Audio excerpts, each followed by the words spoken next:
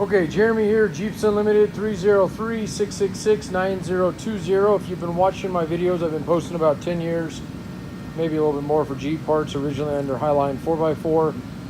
And we're doing a big move, and I just figured I'd do a video. It's been a while since I did an interesting video, one that people ask a lot about and whatnot. So I'm going to describe transfer cases and what it means when you hear a 21 spline or 23 spline. Those are pretty common ones in the Jeep world. And then also the length of the input gear, which is on the back. That's what mates into your transmission. And those two things are basically the major things that can make or break a transfer case working in your Jeep. So other things that are probably a little different, the old school YJs have that nose cone or tail cone on them, they call them. And then the TJs have an exposed shaft come out, usually the boots on it like that one is. Which basically the difference is the seal is in that area on a TJ, and the seal, you can kind of see it there, is on the YJ on the end of it. And I guess there's just a better design. That's nice because if your drive shaft falls out on a TJ, you don't lose your fluid.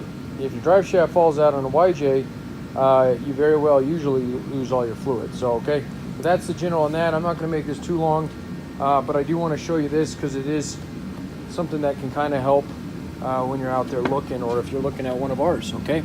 So, I don't have a tape measure here, but when we talk about the length of the input gear, or shaft, somebody call them, and this is the piece, this is obviously the area that would mount to your transmission.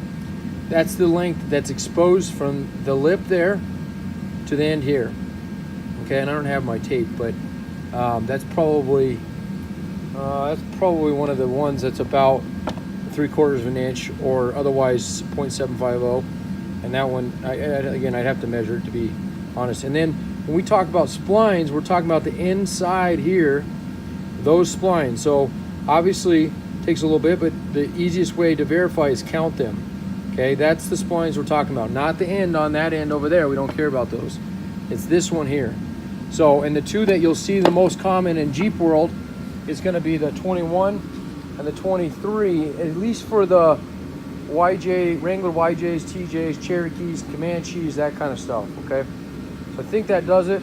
If you have any questions, comments, concerns, feel free to give us a shout. One last thing, if you hear a slip yoke eliminator, that is that. I happen to have one right now. Sorry, the floor is a mess right now. But so what they've done is they take off that whole cone there. Either that's a TJ or a YJ. That whole piece comes off, and then it gets replaced with this. And if you notice, instead of having a spline come out there, that's the whole point, slip yoke, so that's your yoke, slides in there, moves back and forth as you move down the road, it becomes a fixed yoke or a CV shaft there. And that can help with vibrations going down the road. So that's an additional thing that you have to add on.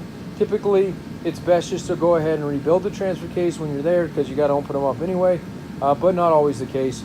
And those kits, usually that kit alone new is about $250 depending on the brand. So again, Jeremy, jeepsunlimited.net.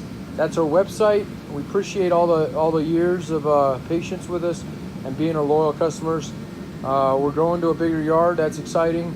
And yeah, more to come.